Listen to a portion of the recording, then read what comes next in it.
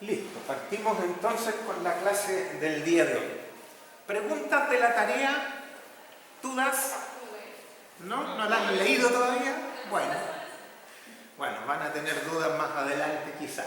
Solo falta una prueba, ¿no? Más tiempo con esa tarea. Nos falta una prueba, ¿no? Falta una prueba, la prueba 3 y después viene el examen. ¿Cuándo sería la prueba 3? No sé en este momento. ¿12? 11. El 11, ya. Queda poco. La próxima semana. Ya, la próxima semana. tenemos pruebas, así que entra hasta esta semana. Ya, habíamos quedado la última vez que nos vimos en el ejemplo del edificio real. Voy a devolverme hasta el principio de ese ejemplo, para empalmar desde aquí. Este es un edificio real, que vamos a ver qué le pasó al muro. Es un muro T de los conflictivos, ¿cierto? Es un muro que ya vimos, ¿cierto?, que tuvo fallas durante el 27F, por lo tanto esperamos que no cumpla los requisitos que hoy día está pidiendo, ¿cierto?, nuestra norma 430, que fue modificada por el decreto 61.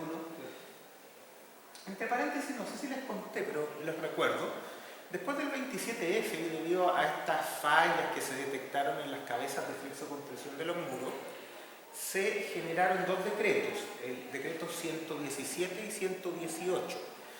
Uno, cambiando el espectro de demanda sísmica, y el segundo, mejorando el tema de los confinamientos en las cabezas de muro a lo que ACI permitía, o mejor dicho, exigía.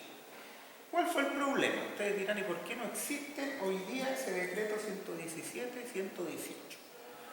Fueron derogados y reemplazados por los decretos 60 y 61. Vaya uno a saber por qué tienen un número menor que el otro, pero bueno, fueron reemplazados.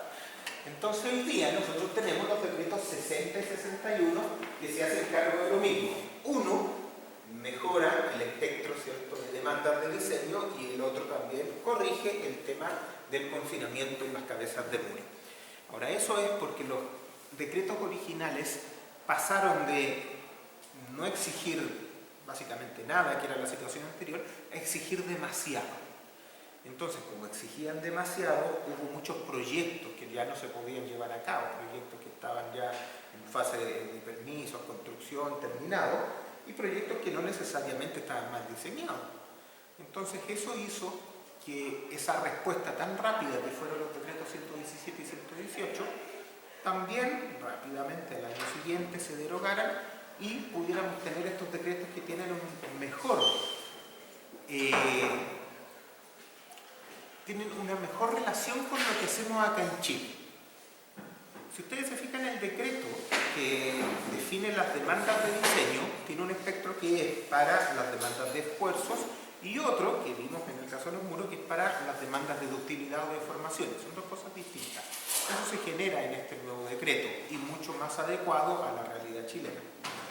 También el decreto para confinar tiene límites que son bastante distintos a los que tiene originalmente la CI 318, que es lo que vimos en las clases anteriores.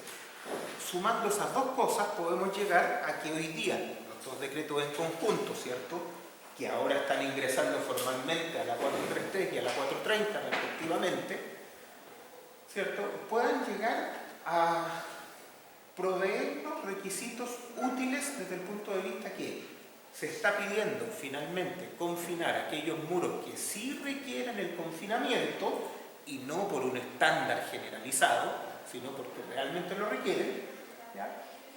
Y eso debería resolver todos los problemas que teníamos acá. Hay que tener claro que nosotros no confinamos todo, ¿ya?, a diferencia de los requisitos originales de ACI 318, que tienden a confinar casi todas las cabezas de muro. Ya acá se hace primero el estudio de formaciones y a veces se necesita y a veces no. Bien, metámonos nuevamente a este edificio, que es un edificio real, ¿cierto?, edificio de 10 pisos con un subterráneo. Nada raro, algo súper común, un edificio que podría incluso ser un edificio bajito, ¿ya?, un edificio chiquitito para los estándares que nosotros tenemos. Bueno, un edificio que para un lado tenía un periodo de 0,4 y para el otro de 0,67. Evidentemente para el lado largo es más rígido, para el lado corto es más flexible y el lado flexible es siempre el que molesta. Entonces, para el lado largo, sentido X, esta cosa, ¿cierto?, tiene un corte de 382.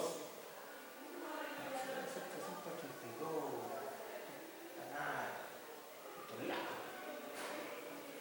Yo creo que está como en miles de toneladas. Bueno, ya.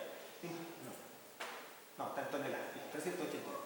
Ya. Entonces, para ese lado, el R efectivo, ¿cierto?, es un R grande, es igual al R asterisco, el de acá. Pero para el lado corto, ¿cierto?, esta cosa topó en el corte mínimo, y como topó en el corte mínimo, entonces tenemos que subir el corte dinámico, que había sido 212, hasta el mínimo de 358, con lo que eso es equivalente a haber corregido el R que inicialmente uno estaba postulando a utilizar. Esto estaba postulando a utilizar un 9.36 como R asterisco, pero finalmente está usando un 5.55 en la dirección corta. Y eso es porque tuvimos que subir desde el corte dinámico, ¿cierto?, ahí está, hasta el corte mínimo. La herramienta corte mínimo es algo que tienen todas las normas. No siempre tan alto como en los países sísmicos, pero lo tienen todas las normas y es algo que tiende a ser muy importante, ¿ya?, porque nos limita de tener estructuraciones demasiado flexibles. En este caso, alguien diría, oye, pero si son muros la dirección corta, no vamos a ser flexibles también. Bueno, en realidad pareciera que para nuestros estándares esto es un poco flexible. Recordemos que la rigidez también nos da bastante protección contra el daño no estructural y por eso tenemos que cuidarla. El corte mínimo o la exigencia de corte mínimo va bastante en esa dirección, no solo de pedir una resistencia, sino de manera indirecta pedir una rigidez mínima a los edificios, con lo que se llega a un control de daños muy bueno. Bien, tenemos entonces que esta cosa se diseñó con esos parámetros. Seguimos adelante. En planta, los pisos eran más o menos así. A nosotros nos va a interesar este muro de acá, este muro A5, cuyo detalle lo vemos acá. ¿Ya? No sé si les dije, pero este ejemplo se lo robé el profesor Carvalho, por si no está viendo, profesor, es su ejemplo. ¿Ya? Entonces, ¿cierto?, es un muro que tiene esta ala de 680 y un alma de 540. Ahí están, ¿cierto?, las armaduras de repartición y están también los elementos de borde. Ojo, originalmente este muro tiene elementos de borde, lo que pasa es que no son elementos especiales de borde, que es lo que hoy día necesitaría. ¿Ya? Entonces tenemos aquí elementos de borde, que son los 4 φ 25, seguramente con sus estribos, ¿cierto? Ahí 4 φ 22, 4 φ 32, ¿cierto? Tiene sus elementos de borde. Veamos un poquito cómo son las mallas, ¿cierto? Tiene malla de 8 a 25. La verdad que eso para el espesor del muro es bastante. Si se fijan, los muros inicialmente tienen 20 centímetros y tienen mallas de 8 a 25. La verdad que es alto, pensando que el mínimo es el 2,5 por mil. Esta cosa es bastante. Bien, si miramos este muro T en elevación, nos encontramos con esto. ¿Cierto? Aquí está el primer piso, este es el subterráneo, esto de acá el primer piso. Entonces, como uno quizás no esperaría, pero se da cuenta que en el primer piso justo el muro se achica. Lo que siempre es un problema porque genera una concentración de tensiones que es bastante grande. Entonces, claro, ¿qué pasa? Este muro tiene una disminución de la altura del alma. Esto básicamente es esto. Significa que en el muro en los pisos superiores llega hasta acá, pero en el primer piso el muro se acorta y llega hasta acá. En general, este es el sector de los estacionamientos y cosas así. Bueno, tenemos ese muro que se achicó. Es bastante evidente como que la sección crítica de este muro en toda la altura va a estar acá. ¿Ya? Pero en estricto rigor nosotros deberíamos mirar la sección completa y también esta. Ya les adelanto que la que molestó fue esta, ¿cierto? La sección del primer piso porque tiene menos alma. ¿Cómo falló esta cosa? Falló más o menos así, ¿cierto? En este primer piso, el muro, acá está, tuvo este tipo de falla, que nosotros que ya hemos visto otras imágenes nos damos cuenta que es una falla principalmente de flexo-compresión. No es una falla tan inclinada que nos indique que el campo de tracciones está inclinado, por lo que sería una falla de corte.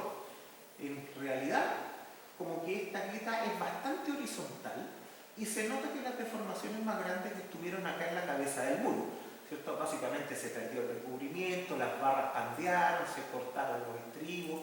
Claro, esta es una típica falla de flexo-compresión de muro. ¿Ya? Afortunadamente el edificio no se cayó, pero no era esto lo que se esperaba, ¿cierto? Si ustedes se fijan acá, hay un hormigón de núcleo, ¿cierto? Que está al interior de todas las barras, que también falló. Cuando nosotros confinamos, lo que esperamos es que ese hormigón que está dentro del núcleo no falle. Eso es lo que nosotros esperamos. En este caso no se dio, porque básicamente estos elementos tampoco eran elementos de confinamiento como hoy día los entendemos y como hoy día los tendríamos que disponer.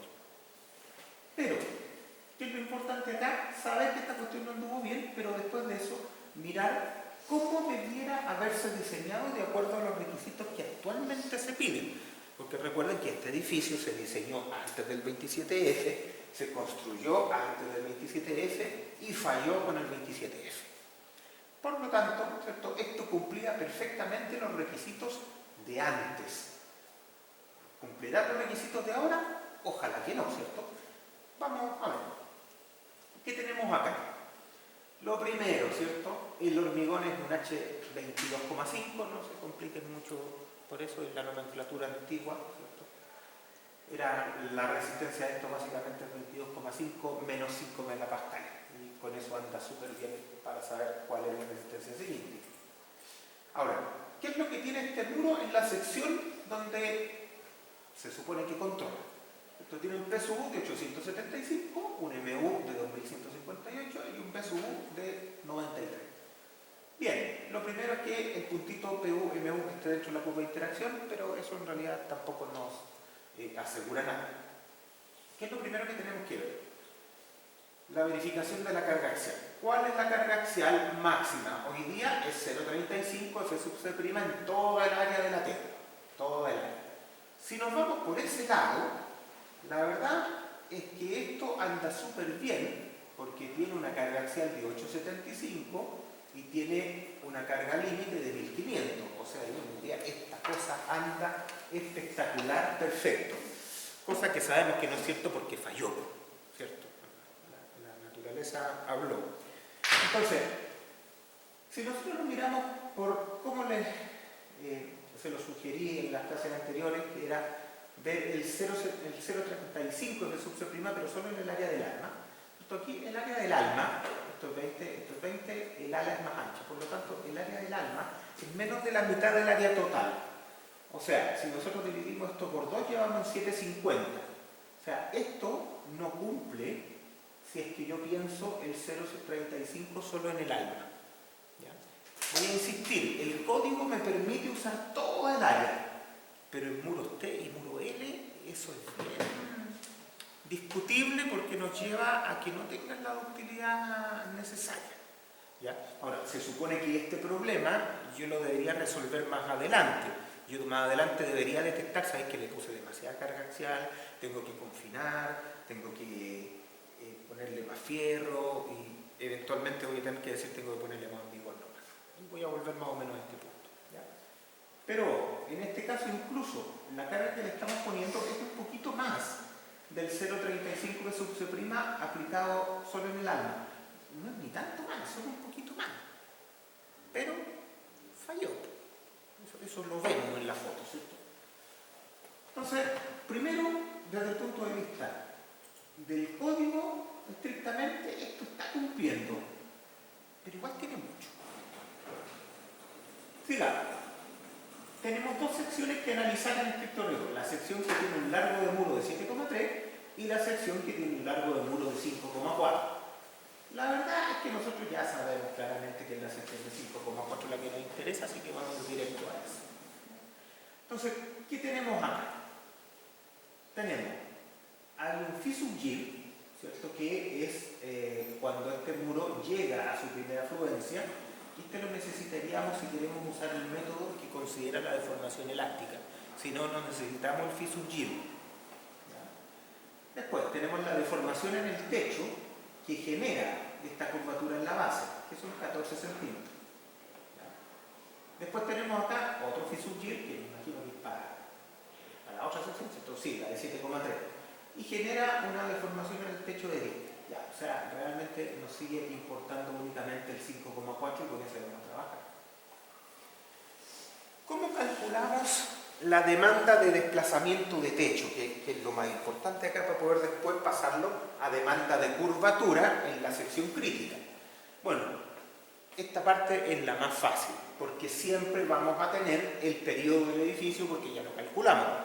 ¿Ya? Como ya tenemos el periodo, lo que tenemos ahora es evaluar el periodo agrietado del edificio. Eso se puede hacer por varias formas. ¿Ya? Una buena forma es considerar las inercias agrietadas de los elementos, ¿cierto? Tomar mi modelo, que es lineal elástico, EMITAX, en SAP 2000, es lo que ustedes estén usando, y alterar un poco las secciones que en principio van a tener inercias con áreas nominales, áreas brutas, alterarlas un poco, reducirlas para considerar agrietamiento. Esa es una muy buena forma y es la que se hace típicamente. ACI 318 tiene, de hecho, sugerencias para cuánto reducir la inercia. Por ejemplo, en vigas, la inercia agrietada es del orden de un 30 a un 35% de la inercia bruta. Se reduce un montón. ¿Ya? En columnas se reduce menos, es del orden de un 80%, porque como tienen carga axial, se supone que no hay tanto agrietamiento. ¿Ya? Ahora, el decreto, ¿cierto?, nos facilita mucho este cálculo y nos propone, es decir, mira, ¿sabes qué? El periodo agrietado es 1.5 veces el periodo no agrietado. Y listo, y se acabó el problema. Está permitido por el decreto, por lo tanto es algo que uno puede usar sin ningún tipo de problema. La verdad es que esto está bastante respaldado por estudios y por lo menos para los edificios chilenos de muro parece que anda bastante bien. Así que lo podríamos usar. Con eso ya tenemos directamente cuál es el periodo agrietado. Aquí está. Un segundo. En la dirección de análisis, por lo tanto nosotros tenemos que fijarnos aquí que la dirección de análisis que estamos utilizando es la dirección corta del edificio, porque en esa dirección es que el muro falló en flexo compresión. Bien, teniendo el periodo agrietado, me meto entonces al espectro de desplazamiento. Aquí está el espectro de desplazamiento que está definido también por los decretos, ¿cierto? Está definido. Y me da el desplazamiento para un oscilador de 1 grado de libertad. Listo, y aquí lo tengo, el SD evaluado ahora. Con el 1.3 lo que se espera es pasar del oscilador de 1 grado de libertad al oscilador de varios grados de libertad, que es el edificio. Por lo tanto, el desplazamiento de techo del edificio será 1.3, el desplazamiento del oscilador de 1 grado de libertad, lo que en este caso significan 29 centímetros. O sea, para este muro, y en realidad para todos los muros que van en la dirección débil del edificio, porque esta cosa depende de todo el muro, el desplazamiento de techo va a ser 29 centímetros. Esa es la demanda de desplazamiento de techo. Por lo tanto, este muro va a tener que proveer una curvatura hasta que logre un desplazamiento de techo de 29 centímetros. Si lo logra, estamos súper bien. Si no lo logra, estamos súper mal.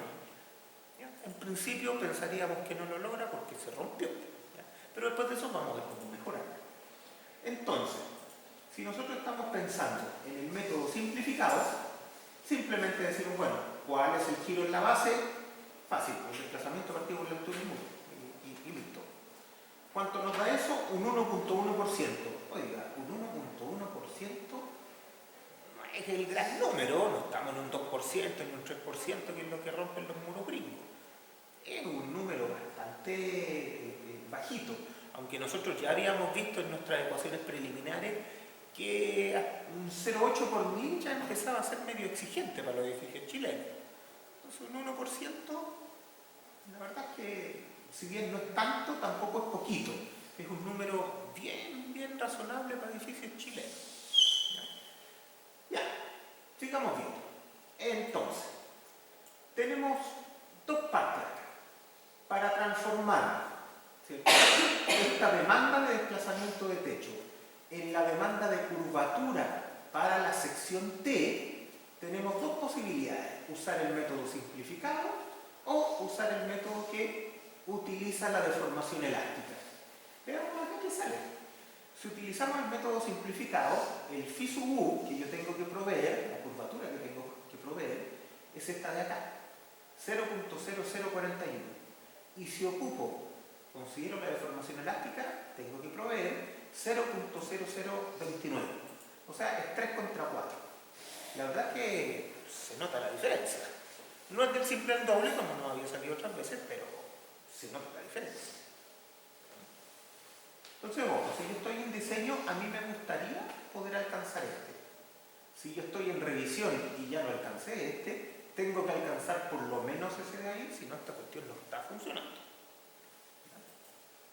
Bien. Aquí está, ¿cierto? El murito, lo metimos al SAP, ¿cierto? El Section Designer, para hacer la curva momento-curvatura, porque es más fácil hacerlo así que hacerlo a mano. Estas cosas se pueden hacer a mano, pero en la vida real uno lo mete en un software. Ya no va a estar haciendo estas cosas a mano, no tiene sentido. ¿Qué es lo que tenemos acá? ¿Cierto? Aquí está el muro. El muro, en principio 20 centímetros, ahí tiene todas las condiciones iniciales que tenía este muro, ¿ya? Y tiene una carga axial, ¿cierto? Que si la comparamos con el área del alma, está cargado al 0,45 del alma, no al 0,35, o sea, está fuertemente cargado. Si lo comparamos con el área total, está al 20%, y claro, este de acá es el que normalmente, bueno, este es el que miramos porque el código nos pide. Con ese es que nosotros decimos que esta cuestión anda perfecto, pero no anda perfecto. Entonces, ojo con el de arriba me está avisando que esto no anda tan bien. Pero no lo dice por. Bien, tenemos aquí ¿qué es lo que entonces vamos a ver? La curva momento-curvatura, ¿cierto? Si yo le pido a esta cosa, la curva momento-curvatura, para una carga axial dada, recuerden que la carga axial define la curva momento-curvatura, tal como se vio en la última ayudantía, ¿cierto? Ahí quedaron los códigos para que ustedes hagan eso con un... Bueno, ahí era una sección resuelta con modelo de fibra, así que eso resuelve cualquier cosa, ¿ya?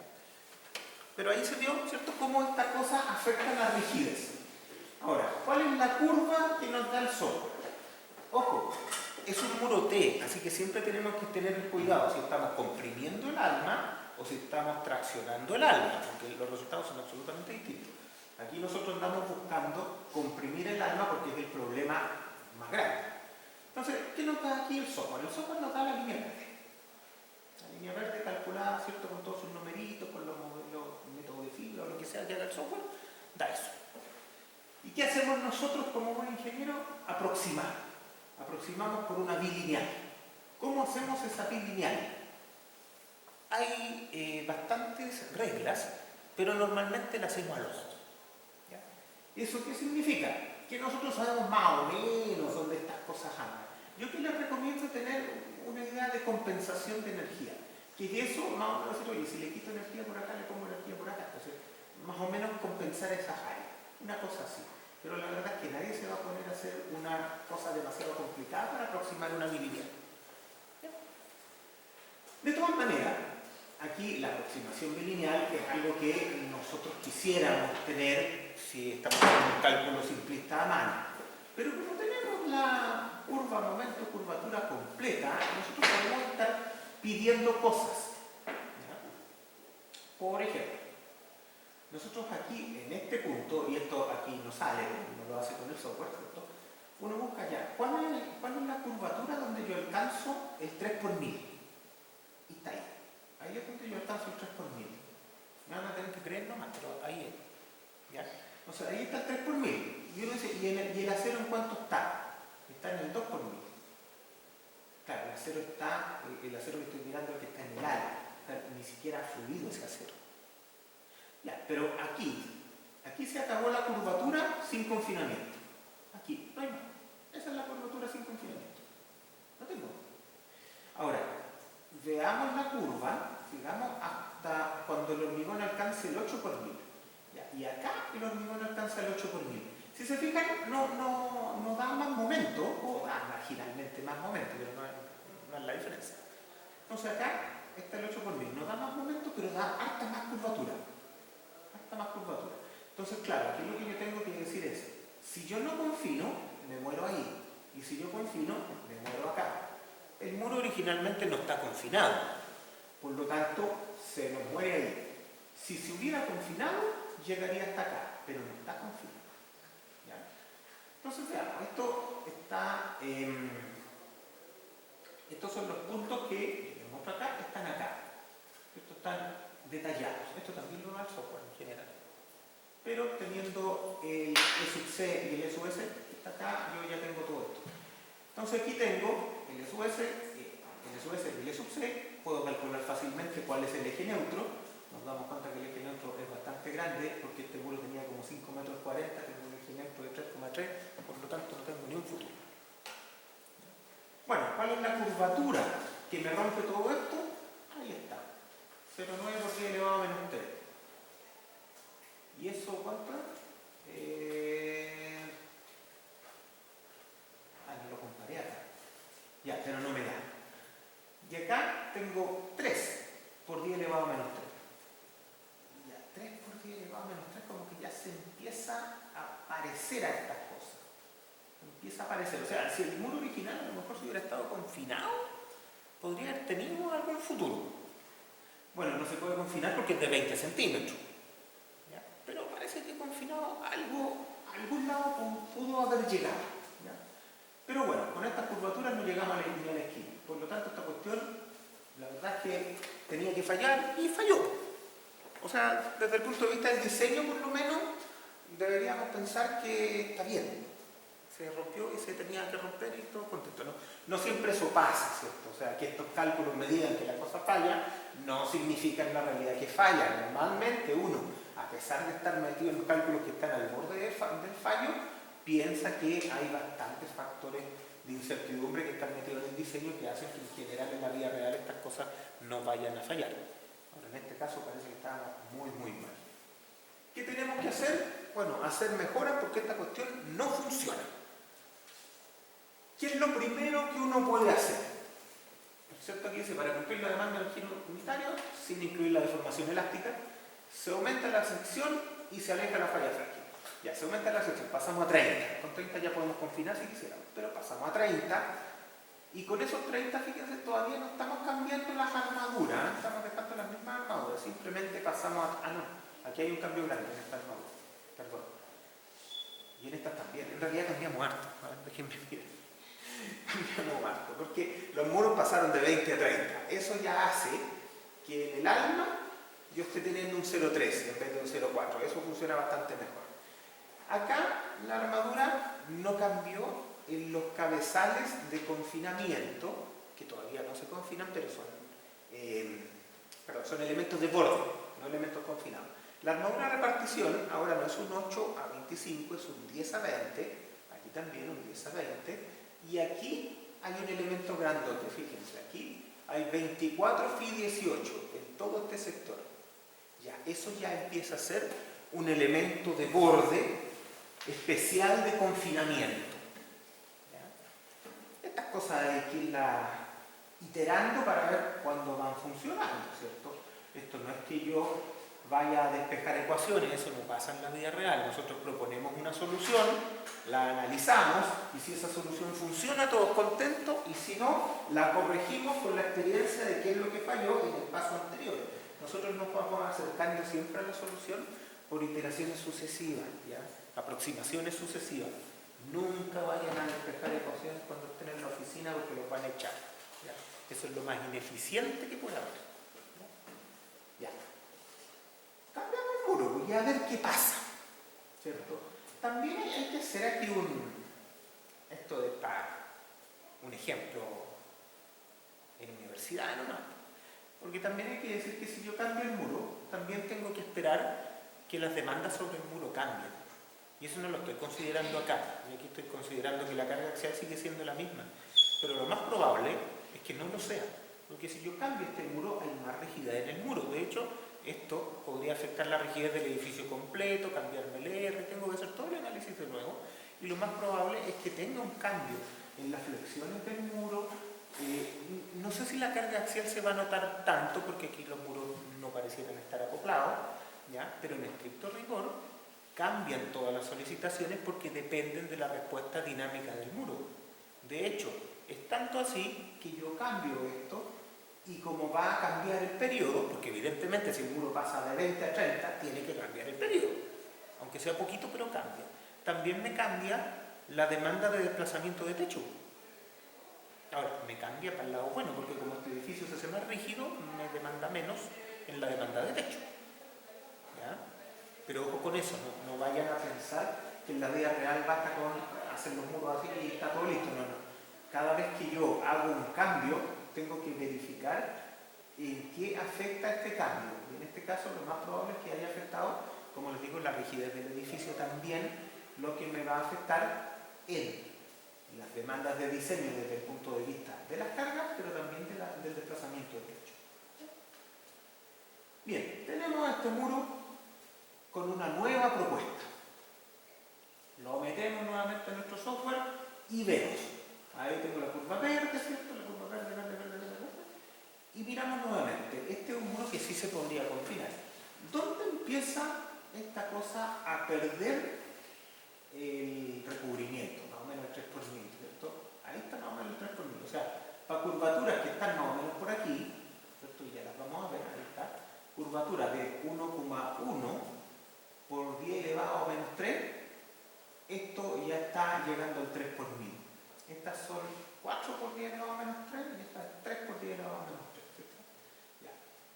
Entonces, aquí tengo que este muro, que mejoró bastante porque ahora tiene harta más sección, por lo tanto el PSU medio es bastante más chico, está menos cargado axialmente, pero de todas maneras puede alcanzar curvaturas sin confinamiento solo del 1,1 por 10 elevado a menos 3.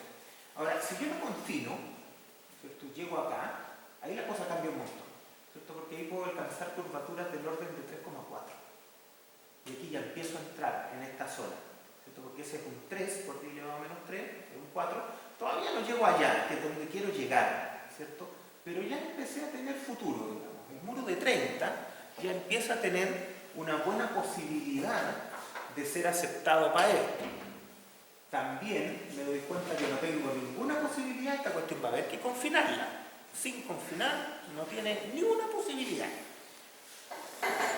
Bien, todavía no llegamos al 4 por 10 elevado a menos 3, pero ya estamos llegando al 3. ¿Ya? Esto que estoy anotando acá es simplemente la ductilidad que tiene el muro, y eso es su punto final respecto a su punto que sale del rango lineal elástico, la fluencia. ¿Ya? Por eso que ese punto está medio inventado. Ahí uno hace estas líneas y dice, bueno, para ahí más o menos está el phi de fluencia para calcular la ductilidad. La verdad es que ninguno de estos cálculos que nosotros hacemos nos requiere que calculemos la ductilidad, es simplemente para tener una idea. El muro original tenía 2 y tanto, tenía 2,8 el muro original, ¿ya? Solo para tener una buena idea. No, usted no tenía 2,8, podía llegar al 2,8 si lo confinábamos, pero no tenía nada de ductilidad. Aquí tenemos 3, pero todavía no llegamos donde queremos. ¿Ya? Queremos llegar aquí. Ahora, podría llegar a ser esto aceptable, con el método que incorpora la deformación elástica, esto podría ser aceptable. Segunda modificación. Entonces, para cumplir con la demanda de curvatura, se cambia la calidad del hormigón. ¿Ya? Aquí nos subimos un G25. El otro era como un G17. Aquí nos saltamos un G25. Esto es muy parecido a ponerle más área de hormigón. Ponerle más F sub C' o ponerle más área es bastante equivalente. ¿Ya? Ahora, un G25 es un hormigón común y corriente, no es nada extraño. ¿Ya? Y veamos qué pasó ahora. Le seguimos poniendo la misma carga axial, pero voy a insistir nuevamente, incluso ahora que le cambiamos el hormigón, también cambia la rigidez de estos elementos porque la rigidez depende del F sub C'. Bien, tenemos entonces acá. Si llegamos al 3 por 1000, tenemos ese punto. Si confinamos y le permitimos llegar al 8 por 1000, llegamos a este otro punto. Bien, sin confinar, este muro, ¿cuánto me da? Me da 1,5 por 10 elevado a menos 3, que no es poco, pero está lejos. Si lo confinamos, podemos llegar acá al 8 por 1000, y ahí alcanzamos curvaturas del orden de 4,5 por 10 elevado a menos 3, y aquí ya llegamos. Aquí ya cumplimos, necesitamos 4,1 por diagrama menos 3, estamos en 4,5, aquí llegamos. Aquí cumplimos. Y tenemos un eje neutro del orden de 1,68. Por lo tanto, ahí tenemos que buscar, ¿cierto?, el epsilon L, donde se alcanza el 3 por 1000, y de ahí para allá confinar. Pero aquí tenemos entonces un muro que ya está empezando a cumplir. Un muro que sí me hubiera servido. Ahora, ojo que, bueno, probablemente este muro tendría más carga axial y todas esas cosas, ya saben. Pero si se fijan, este muro, que ahora cumple, no se parece mucho al que originalmente había. El muro está súper distinto. Tiene como un 30% más de área, tiene como un 30% más de resistencia de hormigón, tiene cabezales confinados en el alma, tiene más armadura vertical, como que parecido no es. Bueno, la cabeza de confinamiento, ¿cómo quedó? Esto aquí está, ¿cierto?, toda la punta del alma, que siempre es la que trae el problema. ¿Qué es lo que tengo que confinar? El eje neutro era 1,60 y ¿cuánto? 1,68. De esos 1,68 había que confinar al menos 1,1. Ya recuerden que hay que confinar desde el 3 por 1000 para adelante. Bien, entonces tengo ahí 3 por 1000 y de ahí para allá confino. Claro, la idea es que en las iteraciones que yo hice me salga más o menos que este elemento de confinamiento tiene el tamaño suficiente. ¿Ya? Entonces esto hay que iterar un par de veces. Pero aquí que tengo, tengo mis barritas axiales, ¿cierto? Acá. Y este elemento confinado funciona exactamente igual que una columna confinada. ¿Ya? Entonces aquí hay un estribo perimetral y aquí hay trabas. Todas las barras tienen trabas para poder proveer el A sub SH en esta dirección, ¿cierto? Cortando todas esas. Recuerden que hay que proveer el A sub SH tanto en esta dirección como en esta otra dirección. ¿Ya?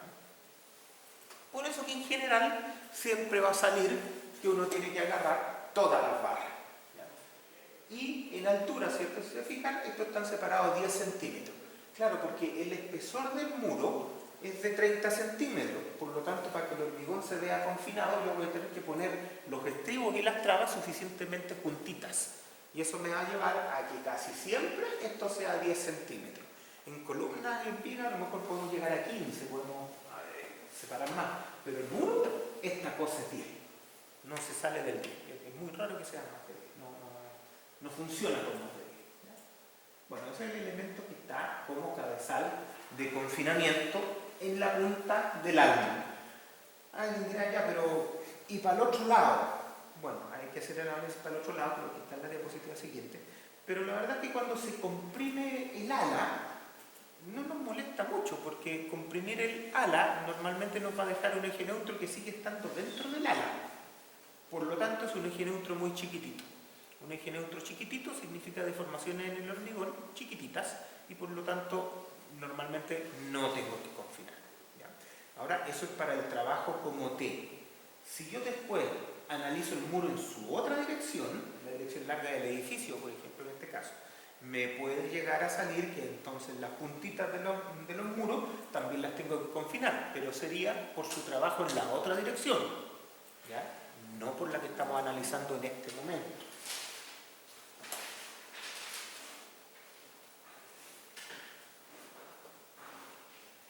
Refuerzo de confinamiento, ¿cierto? Aquí está el cálculo de la sub SHI y la A sub SHX, ¿ya? Así que me lo voy a saltar porque ustedes ya lo saben hacer, pero ojo, acuérdense que tienen que proveerlo en ambas direcciones, ¿ya? Esto es lo que quería ver. Si se fijan, aquí tenemos una comparación entre el muro original y el muro final. ¿Ya? El muro original es el rojito, ¿cierto? Y el muro final es el azulito. ¿Ya? Aquí cuando los ponemos los dos en el mismo gráfico nos damos cuenta de lo diferente que son estas cosas. El primer muro, el rojito, como no tenía confinamiento, solo podía llegar hasta el 3 por 1000 en la deformación máxima del hormigón de borde, ¿cierto? Entonces tiene ese punto como final de su curvatura y ahí se muere. Estábamos súper lejos porque lo que hay que dar es como el 3 por 1000 o el 4 por 1000 de curvatura, entonces no había por dónde. El muro que finalmente se dejó, ¿cierto? Que es este otro, puede dar sin ningún problema, ¿cierto? Un 0,45 estábamos llegando, ya no me acuerdo, pero estábamos llegando por acá, de curvatura, puede dar harto. La ductilidad es un indicador bastante importante de cuánto puede llegar o puede avanzar el muro en flexión después de haber salido del rango elástico. Pero en estricto rigor no la necesitamos porque nosotros estamos calculando específicamente el muro en su punto máximo. Aquí hay algo que es importante entender.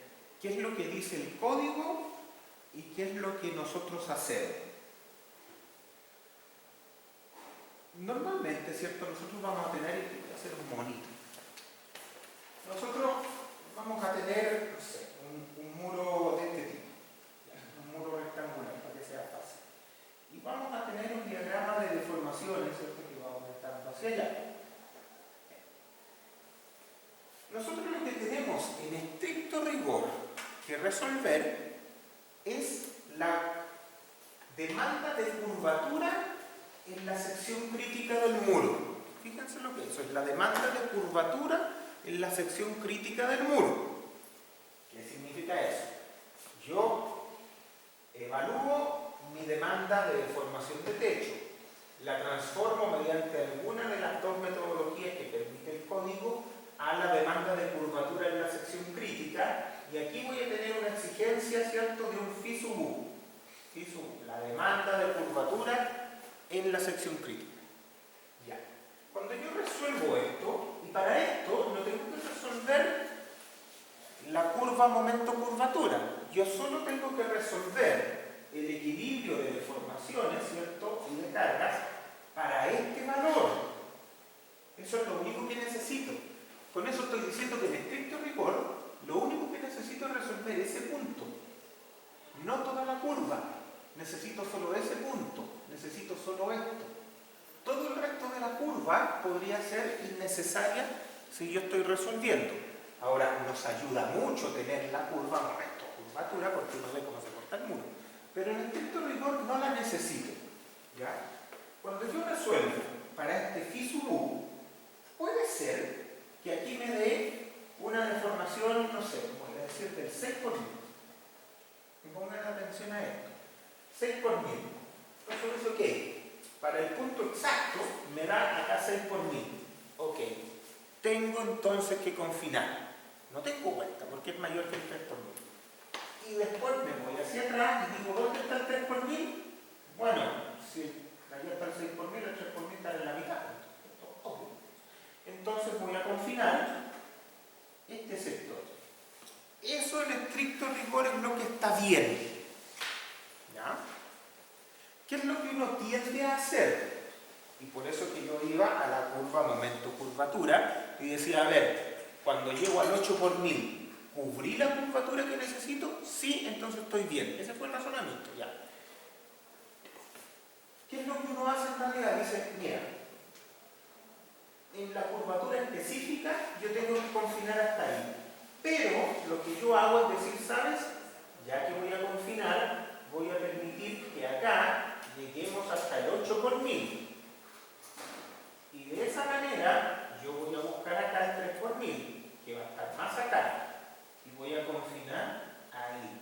¿Ya? Eso es lo que normalmente uno hace, y es porque, oiga, lo que tengo que proveer para poder generar una curvatura máxima al 8 por 1000 en el borde respecto a lo que tengo que proveer para eso es un poquitito más, y me puede entregar mucha más beneficio que el costo marginal que yo le estoy dando para eso. ¿Ya? Entonces, ojo con este detalle. ¿Ya? El código lo que me exige es esto. Me dice, usted resuelva para el phi sub u que viene del delta U. Si le sale 6 por 1000, acá está el 3 por 1000 y usted confina ahí nomás y resuelve. ¿Ya? ¿Por qué pasas del 6% al 8%? No, yo digo que esta es la resolución. Esa está bien. Lo que uno trata de hacer, eso sí, es decir, mira, ya que voy a confinar, no confinemos para que llegue solo hasta el 6 por 1000, sino que confinemos para que llegue hasta el máximo del 8 por 1000. ¿ya? Yo elijo pasarme al 8 por 1000 y eso me va a llevar a que tengo que poner un largo de confinamiento que es un poquito mayor, pero es un poquito mayor.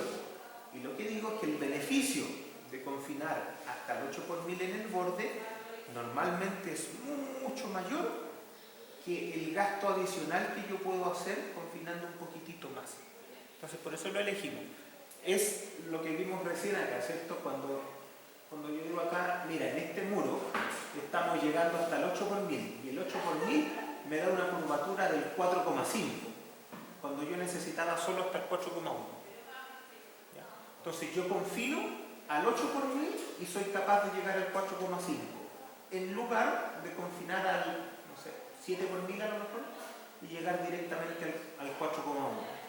Esa es la sutileza que hay en estas diferencias. Ahora, claro, esto es fácil decidirlo cuando uno tiene 6 por 1000 y se suba más al 8. Pero si tiene un 4 por 1000, subir al 8 es duplicar. O sea, a lo mejor ahí la cosa no anda. Ahora, lo que normalmente uno hace es diseñar, ¿cierto?, el muro de manera equilibrada para que uno esté llegando más o menos a la demanda de curvatura con el 8 por 1000 más o menos. Con un 7, 8 por 1000. Ese es el diseño común que uno hace, se ajusta para poder llegar a ese tipo de números. ¿Ya? Para el otro lado, ¿cierto? Ahora estamos en la compresión en el ala. ¿Ya? Siempre estuvimos viendo la compresión en el alma, en la punta del alma. Ahora vemos para el otro lado, comprimamos la punta del ala. ¿Qué sale acá? En este punto, aquí cuando ya se me corta la curva, aquí algo se rompió. ¿Qué es lo que se rompió acá? Se rompió el acero. En este caso, ¿cierto?, estamos estirando la punta del alma y aquí se cortó el acero, o igual límite que uno le pone de deformación. Bueno, el acero en este punto, para que ustedes lo vean, está en el orden del 10%. O sea, está absolutamente pasado. Normalmente no llegamos a eso en el acero, pero ya. Cuando el acero está en el 10%, el hormigón en la cabeza del ala está al 2 por 1000. O sea, ni siquiera ha llegado al 3 por 1000, con lo que no es necesario confinar. Y esto es lo más común, esto es lo que pasa bastante cuando yo tengo compresión en el ala de la T y tengo tracción en el alma. Normalmente llega a eso, entonces para ese lado no es necesario confinar. Claro, porque aquí puedo alcanzar curvatura gigantesca. La curvatura que hay en este punto es del 17 por 1000, ¿cierto? 17 por 1000 y yo tenía que llegar al 4 por 1000. Esto se da sin ningún problema. La capacidad de curvatura cuando se comprime el ala de la T o de la L no es un tema. Entonces ahí está el momento curvatura. Elementos de borde del ala sin confinamiento. Cuando no hay que confinar, hay algunos requisitos acá, ¿cierto?, que uno pone igual, que decía, ¿dónde van los elementos de borde? Los elementos de borde tienen que ir en los extremos de los muros y en los encuentros de los muros. Ahí siempre van elementos de borde, no necesariamente elementos especiales de confinamiento. Los elementos especiales de confinamiento van solo en las zonas donde por diseño yo requiero mayor capacidad de deformación del hormigón, y eso se debe al desplazamiento o la demanda de desplazamiento de techo que tenga. ¿Ya? Eso es lo que define dónde debo confinar y si debo confinar. ¿Ya? Ahora, si no debo confinar, de todas maneras hay elementos de borde, tanto en los extremos como en los encuentros de muro. ¿Cuáles son los requisitos? Son estos, los que están acá. Ahí dicen cuánto tienen que ponerle ustedes. En general, ¿cierto?, la gente le pone, hay opciones para esto, pero en general uno llega más o menos aquí a poner un elemento cuadradito. Cuando los muros son de 20 basta con 4 barras, ¿cierto? Cuando los muros son mayores habrá que poner más barras, pero en general uno pone elementos cuadrados formados por 4 barras y ojalá que estén cerca del 1%, ¿ya? Para pensar en eso como columna. Los requisitos del código son menores, pero en general uno le pone por aquí más o menos un 1%. ¿Ya? Eso es bastante bueno, bastante necesario cuando hay deformaciones grandes en las cabezas de los muros. Recuerden que a pesar de que esto a lo mejor en compresión no va a tener tanta demanda, podría tener alta demanda en tracción. Las barras podrían estirarse, podrían fluir y en los ciclos posteriores cuando se comprimen podrían pandear. Por lo tanto ahí también tengo que poner estribos suficientemente cercanos como para evitar el pandeo de esas barritas. No tan cercanos como cuando confino, pero cercanos también. Finalmente, ¿cómo quedó este muro? No quedó ni parecido a lo que era originalmente, ¿cierto? Quedó con un sector de 110 acá, confinado, con 24 Fi 18, el muro ahora es de 30, es del hormigón G25, no está marcado, ya no importa, hormigón G25, tiene una malla general, ¿cierto? Una doble malla es que la malla por un lado y por el otro son iguales, de Fi 10 a 200, eso debería ser 200. Aquí tiene elementos 4 Fi 25, aquí tiene 4 Fi 22, ¿cierto? Y allá está el elemento confinado. Ojo, ¿qué nos faltó acá? Nos faltó hablar del corte en el muro. El corte que debería tomarse, ¿cierto? En esta sección de acá, debería ser un corte por capacidad. ¿Por qué? Porque yo estoy haciendo un diseño de un muro que va a salir fuertemente de su rango elástico. Aquí por diseño yo estoy diciendo cuando alcance su delta U, que es lo que mi objetivo es que lo alcance, entonces esta cuestión se va a ver plastificada completa. Tengo en las curvas momento-curvatura el momento al que va a llegar, de hecho, con esas curvaturas. Por lo tanto, aquí yo tendría que armar, fíjense lo que estoy a decir, tengo que armar para el corte consistente con esa deformación y ese momento. Que vaya a saber uno cuál es. Porque no es el que viene del análisis de cargas reducidas, eso es claro. Ahora uno dice, bueno, pero si el momento acá va a aumentar 3 veces el de las cargas reducidas, el corte tendrá que ser 3 veces más grande. No, no es tan así, como lo vimos en su momento, ¿cierto? El diagrama de corte y el diagrama de momento cambian cuando tengo no linealidad. Por lo tanto, el corte podría ser bastante mayor. Yo en la tarea les di un supuesto directamente de cuál era el diagrama de fuerzas laterales y con eso es re fácil armar al corte, ¿ya? Pero en general uno no va a tener eso. En general uno va a tener un problema para definir cuál es el corte con el cual tiene que armar este muro. Ahora, en general uno va a tener algunas buenas ideas, pero sepan siempre que la idea de que el muro pueda desarrollar el giro que nosotros le estamos proponiendo como posibilidad o que lo armamos, solo lo puede lograr si no ha fallado por corte. Por lo tanto, tengo que armar de ahí para arriba. ¿Cómo quedan estos elementos confinados? ¿Cierto? Quedan normalmente así, así se ve. Estos son elementos de borde, ¿cierto? Elementos de confinamiento de borde, y esto es bastante común. Estos son elementos que no son chicos, son grandes, pero tampoco van a estar cubriendo todo el muro. Si estoy cubriendo todo el muro es que hay algo muy raro que está pasando acá, que falta hormigón, no sé. ¿Ya? Pero así son. Tienen una cantidad de acero súper grande, tan grande que esto se ve opaco. El resto no es opaco, ¿cierto? Porque es la malla de repartición general, pero en los sectores donde estoy confinando, típicamente hay una cantidad de fierro que es muy, muy grande. Tengo que tener cuidado con estas tablas de confinamiento porque a veces puedo estarme metiendo en problemas con el tema del agregado, ¿ya? De las piedritas del hormigón. Las piedritas del hormigón tienen que pasar por ahí y también tengo que poder meter el vibrador para que esa cuestión pueda sacar todas las burbujitas, ¿cierto? Y no generar nidos. ¿Ya? Entonces, ojo con eso. Muchas veces nos preocupamos harto de las piedritas que pasen por la separación de las barras, ¿cierto? Se diseña la mezcla para que sea así, pero se nos olvida que esta cuestión hay que vibrarlas también. ¿Ya? Entonces hay que tener cuidado con eso. Un hormigón que no sea vibrado, típicamente uno podría decir que no sirve para nada, ¿ya? Porque va a tener mucha microfisura. El hormigón debe vibrarse con mucha energía, se le debe incorporar mucha energía. Eso. Y se me acabaron los muros. ¿Dudas de los muros? ¿No? ¿Está clarito? ¿Facilito? Bueno, después tienen que hacer la tarea. Bueno, el muro de la tarea es re fácil, es rectangular, ¿ya? Pero les va a permitir mirar todas estas cositas que nosotros hemos visto acá y les va a poder permitir también analizar realizarlo mal. Ya no tienen que hacer una curva momento-curvatura, aunque si quieren la hacen, pero es también importante cuando tengo elementos raros descansar un poco en estas curvas momento-curvatura, ayudarse de algún software. Ojo, cuidado con los software también. ¿Ya? Lo que si uno a un software le mete basura, sale basura. ¿Ya? Los software no los van a ayudar a entender o aprender algo que no saben. Los software solo sirven para poner números, para nada más.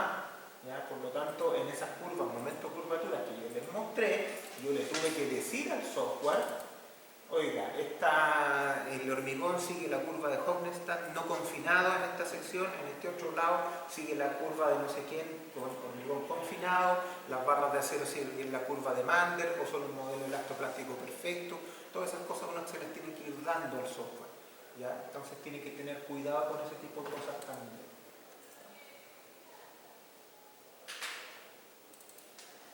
Bien, con el asunto de los muros terminamos toda la parte que es lo principal de este curso. Con eso ya nos podríamos ir para la casa bastante contentos, ¿ya? Ojalá que lo hayan entendido, eso sí. Profesor, ¿el examen en qué consiste? ¿Qué pasó? ¿Algo pasó? Es igual que las pruebas. ¿Qué pasó? Perfecto. ¿Cuál es ¿se acuerdan algo? ¿Cuál es para transmitir? ¿Control P? No, ese era 20 minutos. Eso ahora se me enchufaba por alguien. O Windows. No suena nada. Sí. ¿No sale el HDMI no está viendo? Ahí está. Ahí sí. Qué mayor. Entonces, el examen es exactamente igual que las pruebas, pero me cargo más al final. A pesar de que el examen se supone que toma todo el curso, típicamente 2/3 o entre la mitad y 2/3 del examen está con todo lo que veo al final del curso, y el resto lo relleno con cosas del resto del curso. Pero en la forma es una prueba más, igual que la prueba. Dura lo mismo que las pruebas, las preguntas son del mismo tipo, no tiene trampa. Vamos, según la fecha del examen tenemos, ¿cierto? Sí. Seguro que sí, tenemos esta sala, pero no sé cuál es.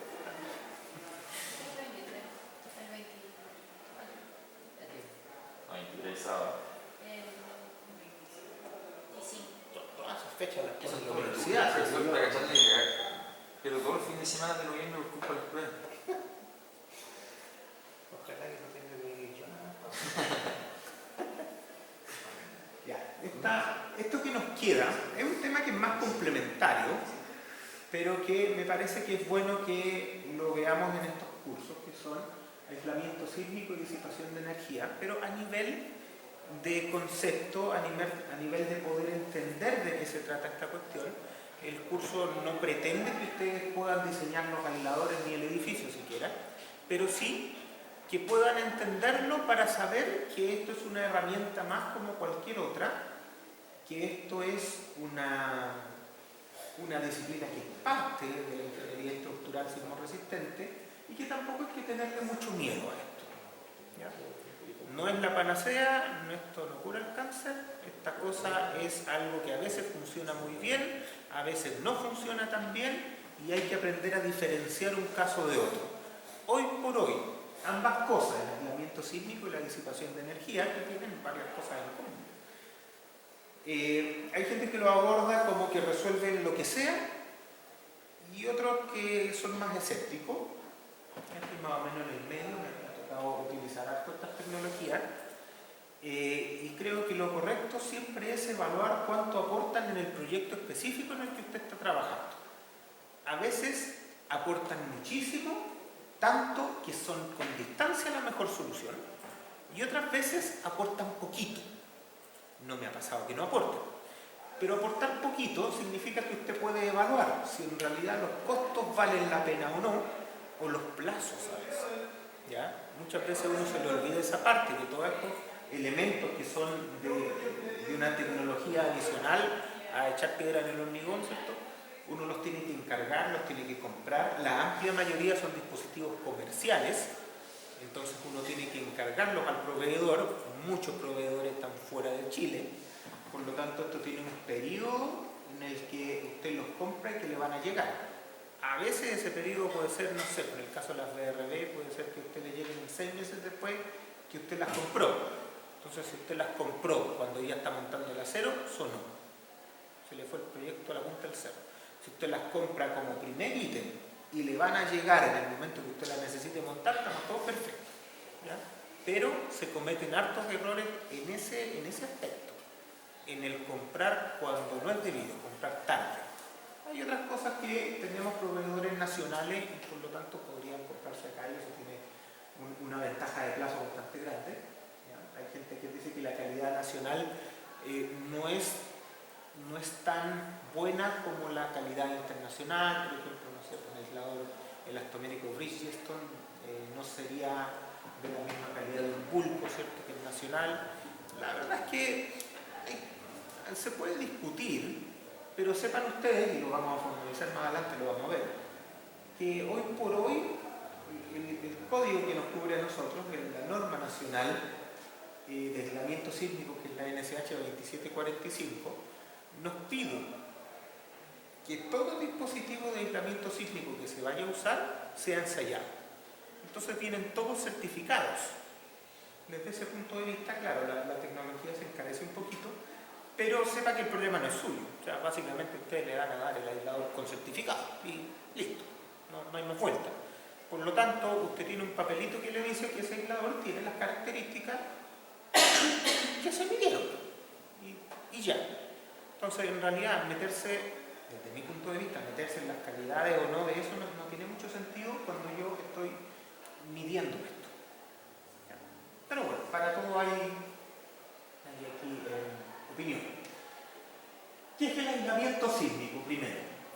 Vamos a diferenciar el aislamiento sísmico de la disipación de energía, aunque tanta diferencia no tiene, pero lo vamos a diferenciar. El aislamiento sísmico típicamente se trata de interponer una interfaz flexible entre una superestructura y una subestructura, de tal manera que a través de esa interfaz flexible solo puedan pasar las ondas de baja frecuencia, ¿ya?, o de periodo alto, que son aquellas ondas que típicamente demandan muy poquito a la superestructura, ¿ya? Esa es la gran gracia que tiene el aislamiento sísmico. La disipación de energía es complementaria y algo opuesto, ¿ya? Los disipadores de energía en general son elementos, ¿cierto?, son dispositivos que se ponen al interior de la superestructura, se reparten en la altura de una manera eficiente y tienden a trabajar sobre las deformaciones, ¿ya? O sea, mientras más deformaciones tiene el edificio, más trabajan los disipadores de energía. ¿Y cómo trabajan? En general, aportando amortiguamiento. Aportar amortiguamiento significa que las deformaciones van bajando, ¿ya? Entonces, ojo, trabajan en las deformaciones, disminuyen las deformaciones y al disminuir las deformaciones, disminuyen el daño del edificio. Básicamente, ambos tipos de tecnología lo que buscan es que la estructura original tenga un trabajo esencialmente elástico para limitar el daño estructural y no estructural, ¿ya? Con este tipo de tecnología uno puede optar a cero daño, de hecho, lo que no puede hacer con las tecnologías tradicionales, porque básicamente la metodología tradicional es permitir que las cosas se rompan, ¿ya? Entonces van para el otro lado. Entonces, claro, con esto uno puede llegar a optar a daño cero, pero les insisto que eso tiene sus costos y no siempre es lo que yo ando buscando. Los aisladores sísmicos todos tienen amortiguamiento y por lo tanto un aislador per se es un disipador de energía también, ¿ya? Funcionan por ambos lados, funcionan por interponer la interfaz flexible y por sumar amortiguamiento al sistema. Son las dos formas en que funcionan estos dispositivos, ¿ya? Nos vamos a centrar ahora en el aislamiento sísmico. Básicamente todo lo que he dicho sale en este video. Tiene sonido pero da lo mismo. Vean el video y eso es todo lo que hay que saber desde el punto de vista monístico. Aquí los aisladores se están disponiendo, ¿cierto?, entre la superestructura y la subestructura de subterráneo, de manera que toda la historia de desplazamiento, la historia de aceleraciones que viene por el suelo, ¿cierto?, se filtra a través de los dispositivos, que como son blanditos, flexibles, solo dejan pasar las ondas de baja frecuencia o periodo alto. De manera súper simple, lo que hacen es cambiar un periodo relativamente rígido de la superestructura, la llevan a la zona de periodos altos de los espectros, donde las demandas de fuerza bajan mucho. Todos sabemos que en la zona de periodos altos las demandas de fuerza o las demandas de resistencia bajan mucho. Entonces, si yo mando mi estructura para allá, esta cosa va a funcionar mejor. Pero ojo, hay varias cosas que están metidas ahí, porque yo digo, mando a la zona flexible mi estructura. Ya, ahí eso tiene un implícito, o sea, yo parto de la idea de que la estructura originalmente no estaba en la zona de periodo alto, porque si no, no tendría mucho sentido. Entonces, ¿qué es periodo alto y qué es periodo bajo?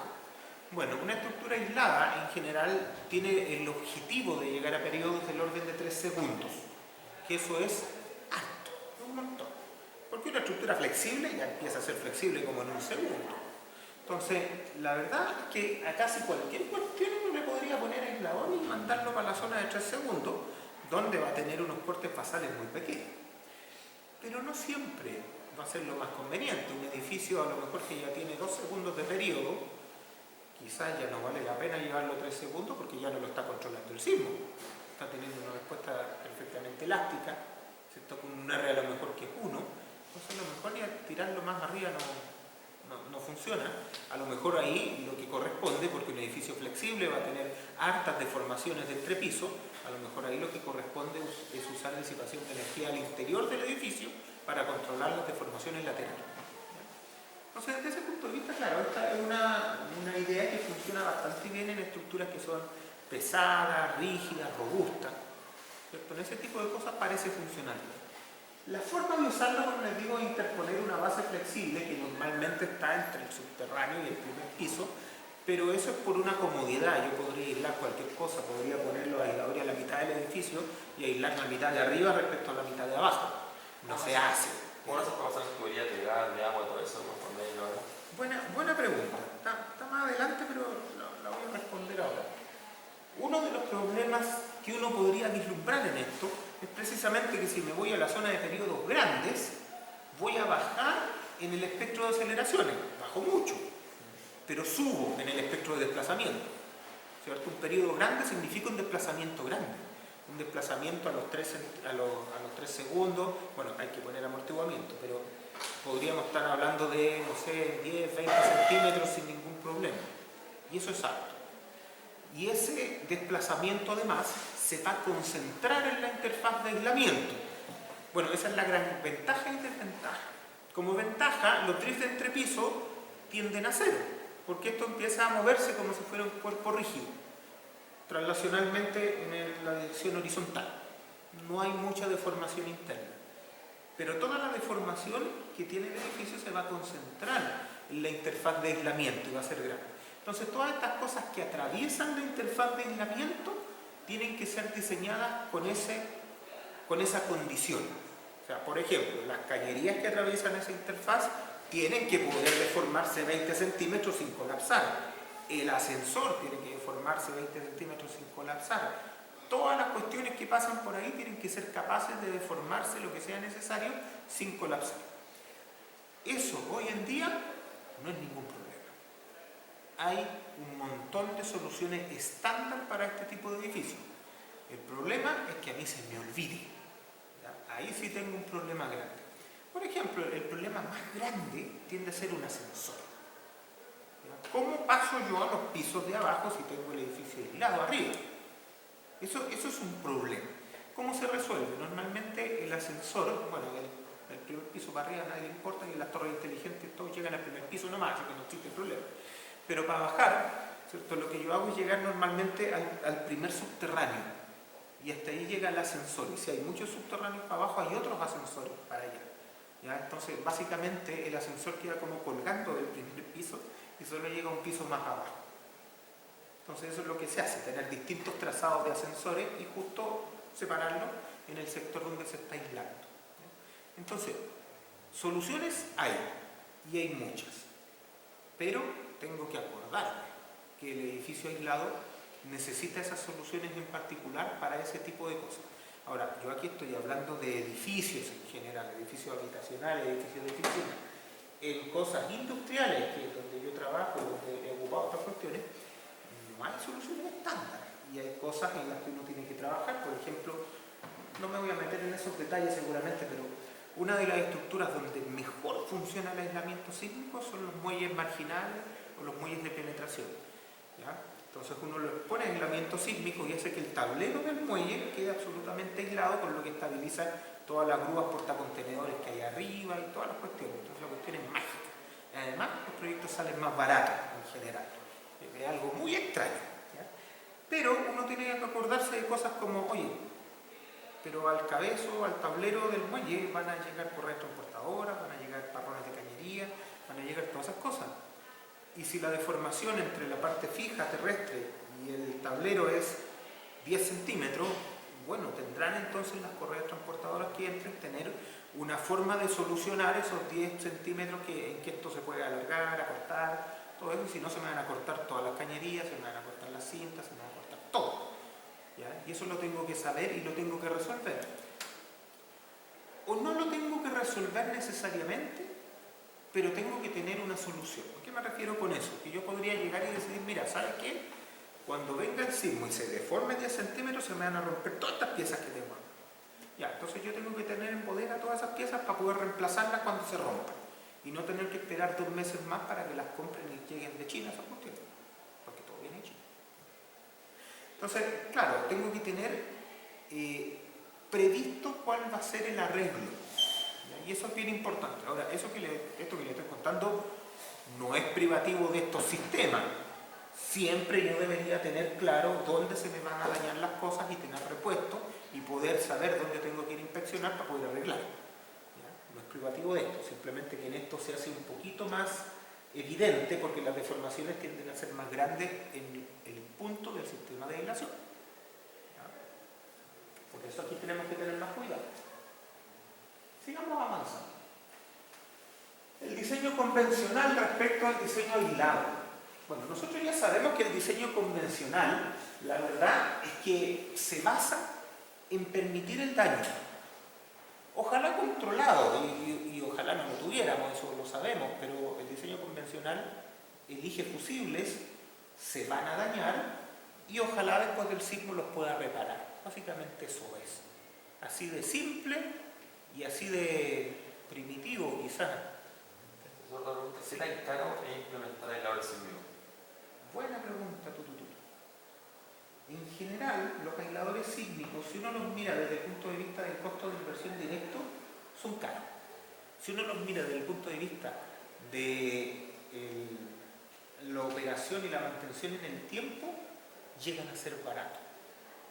Entonces alguien dirá, bueno, si son más baratos, ¿por qué no se usan? El problema es el CAPEX y el OPEX. ¿Cierto? El CAPEX, que es el costo directo del proyecto para que empiece a funcionar, normalmente lo paga una persona, y normalmente el OPEX, que es el costo operativo en el tiempo y la mantención, lo paga otra. Por lo tanto, uno quiere minimizar lo que uno paga, que es el CAPEX. Entonces, por eso no considerar esto. Ahora, ¿cuánto subiría? Mira, así, número exacto no tengo, como dicen por ahí, no tengo una cifra exacta. Pero podrían subir, no sé, 10%, entre 10 y 20%, ponle 20%, si no es tan importante para el ejercicio. Si yo digo, mira, tu departamento que uno se compra por ahí en Las Condes, hace un esfuerzo y compra un departamento. Y uno dice, mira, ¿sabes qué? Si lo compras en un edificio aislado sísmicamente te cuesta el 20% más.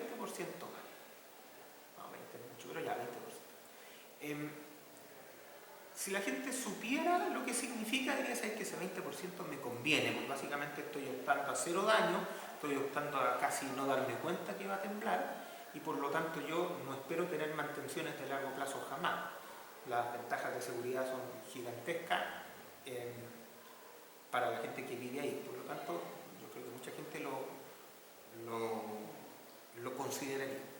Pero cuando tú no sabes lo que estás ganando, es simplemente pagar un 20% más. Cuando a ti te dicen, no, mira, es que este edificio está diseñado y construido con la norma chilena. Ya, y este está aislado, entonces ¿qué gano si los dos pasan la norma? Ya, ayer el problema es que la gente piensa que pasar norma es que el edificio no vaya a tener daño. Y como nosotros hemos visto aquí, el edificio puede quedar re mal, en algunos niveles incluso a demoler, siempre y cuando no se caiga. Entonces, claro, cuando yo sé eso, empiezo a entender un poquito más el beneficio que pueden tener estas tecnologías. Pero no es un tema que la gente normalmente domine. Ahora, para el industrial, ahí es más fácil, cuando estas cosas hacen que el proyecto ande mejor, se abren posibilidades. Ahora, ¿dónde esto podría funcionar harto? Por ejemplo, en los bloques, en la vivienda social, que son cosas normalmente rígidas, robustas, y están listas para aislarlas.